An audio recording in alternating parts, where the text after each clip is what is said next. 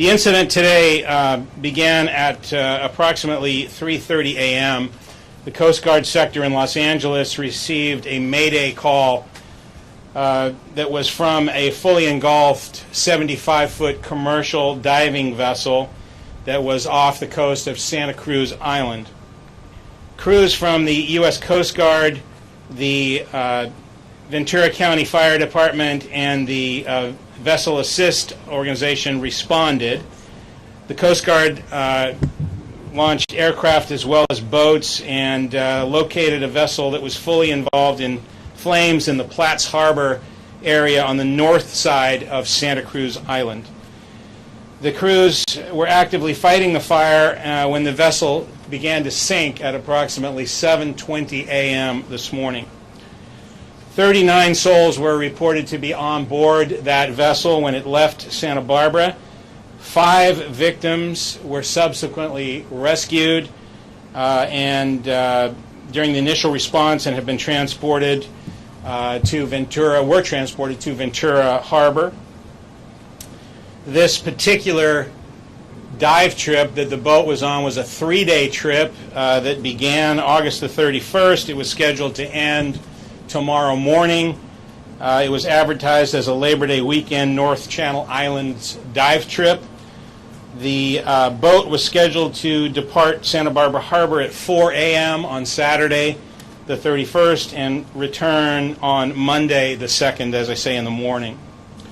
The dive company chartered the boat and the crew from Truth Aquatics, a Santa Barbara harbor-based operation that has been in existence since 1974. So far, in Santa Barbara, I am the coroner as well as the sheriff. So our coroner's bureau has been involved in this event because 4 victims have been recovered thus far as deceased. They have been transported to our coroner's bureau. We can only identify them at this point as 2 adult males and 2 adult females. Rescue and recovery efforts on the scene have located an additional 4 victims on the ocean floor in close proximity to the vessel, and we have dive teams that are in the water as we speak that are working to attempt a recovery of their remains. But the boat remains unstable, and I'm not sure when we're going to be able to recover those bodies as well as any more that may be within the vessel. The Coroner's Bureau is responsible for identifying the victims, for notifying the next of kin, and for determining the cause and manner of death. We have asked for assistance due to the sizable nature of this incident and have received support from the Los Angeles County Coroner's Office and from the Sacramento County Coroner's Office as well. The 4 victims that we have recovered as of now will need to be identified through DNA, and that may take some time. The condition of the remains that are recovered subsequently will determine the speed at which we are able to identify any of the victims. Our hearts go out to the families of the victims of this terrible tragedy. We understand the tremendous burden that they are under right now as they wait to determine exactly what happened and what condition and situation their loved ones are in. We will be working diligently to try to get them as much information as possible as soon as possible. We've also set up a family assistance center which is designed to provide specialized assistance to family members of victims of this tragedy. I am going to now turn this over to Captain Monica Rochester of the United States Coast Guard, Los Angeles sector, and she will give you a briefing on the rescue effort that was undertaken this morning. Yeah, my name is Sheriff Bill Brown, common spelling.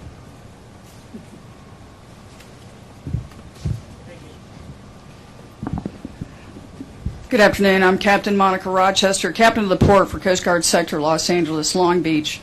We have been fully involved with this incident since 3:30 a.m. We continue to have Coast Guard vessels continue our search and rescue efforts along the shorelines of Santa Cruz Island. We also have our Coast Guard aircraft that is also engaged in providing cover to ensure that we have the full swath or full breadth of the area to be searched.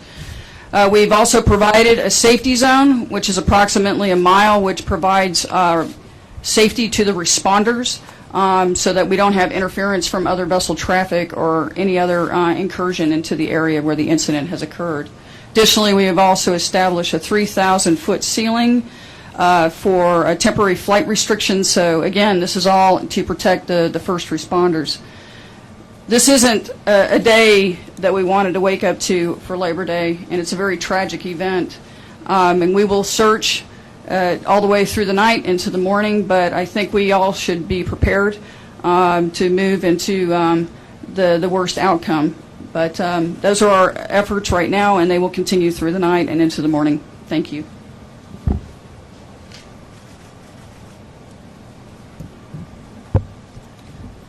Good afternoon. Mark Hartwig, Hartwig. I'm the County Fire Chief and County Fire Warden for the County of Santa Barbara. I want to start by telling you that the hearts of this community are heavy as the families deal with this. For representing those in the water and on the ground and those that are supporting this incident today and into the future, we are saddened with the families and those that are close to the folks affected by this tragedy. From the fire side, we were shortly after the May Day, the PSAP in Ventura County was notified by the Coast Guard. That initiated an immediate response, as you believe heard this morning from Ventura County Fire Department out of Oxnard. They responded with 2 fireboats. Upon arrival at the scene of the incident, they encountered a fully involved wooden vessel in the waters off of Santa Cruz Island. They began to extinguish the flames and then notified the county fire department here in Santa Barbara. We continue, the County Fire Department continues today. We will offer our expertise in investigations on cause and origin, along with the team from the Sheriff Bill Brown's office, and then we'll also provide incident support throughout this incident. Thank you.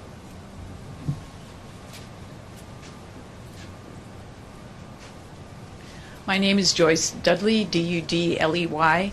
I'm the District Attorney of Santa Barbara County.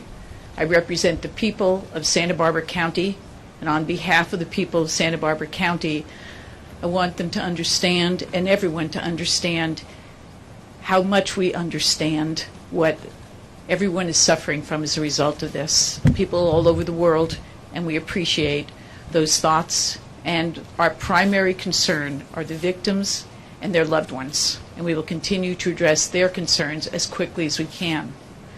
Santa Barbara County shares jurisdiction over these waterways and the area around Santa Cruz Island with the U.S. Attorney. I've been speaking with the U.S. Attorney Nick Hanna since this morning. We will continue to communicate with each other constantly and to address any jurisdictional concerns, monitor the investigation, and help in any way we can. Again, to those who are suffering as a result of this tragedy, you have our support and our love.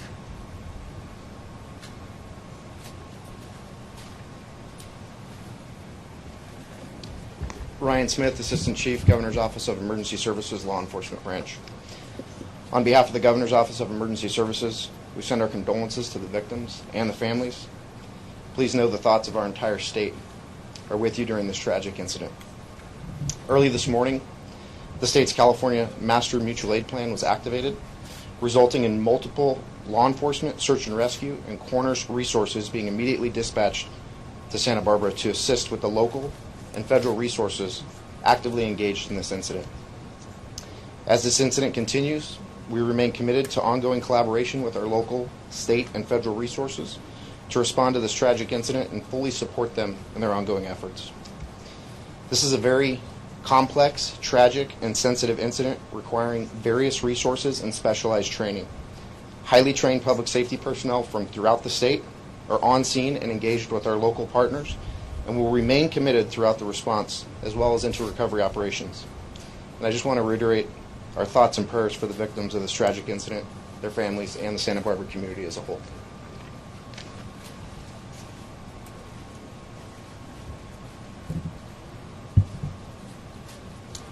Good afternoon. My name is Suzanne Grimacy. I work with the County of Santa Barbara, the Department of Behavioral Wellness. Today is Labor Day. I know people probably had many plans ranging from working or spending time with family and friends. I'm sure nobody planned to have their day spent the way it is now and waking up to the news that we received. We have a Family Assistance Center that is set up at Warren Hall at Earl Warren Showground. The Family Assistance Center will be open through 9 p.m. tonight, open again at 9 a.m. tomorrow. We plan to stay open through Thursday, but really to stay open as long as is needed. The Assistance Center is a place where family, friends, loved ones, community, a place where people can come to get information, to get support, to get mental health counseling, and to get resources. The center is staffed by the county's Department of Behavioral Wellness for mental health counseling.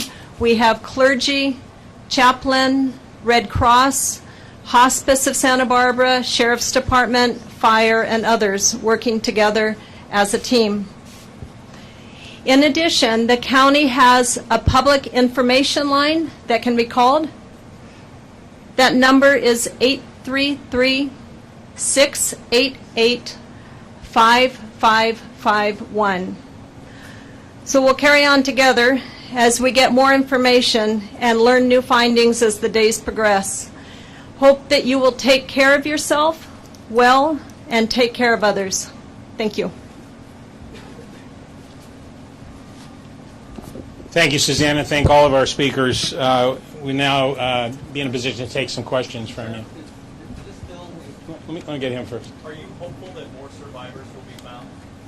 Well, we're always hopeful that there would be more survivors found, and the search and rescue operation continues today and will through tomorrow morning, doing everything that we can to try to see if anyone could have survived this. Is there a vessel data recorder because ago, and so has it been recovered? I'm sorry, I couldn't hear you. Is there like a black box, a vessel data recorder, and has it been recovered? Yeah, I don't know that there is a black box on a vessel like this, and I couldn't answer that question for you. A clarification of the timeline. You said that the trip was supposed to end tomorrow. Correct. Tomorrow morning it was supposed to end. Tuesday morning. So, you mentioned that the fire, the boat is fully engulfed with Coast Guard dive. Does anybody have a sense of whether it was an explosion or a simple fire? The initial reports that were received in the Mayday were that the fire was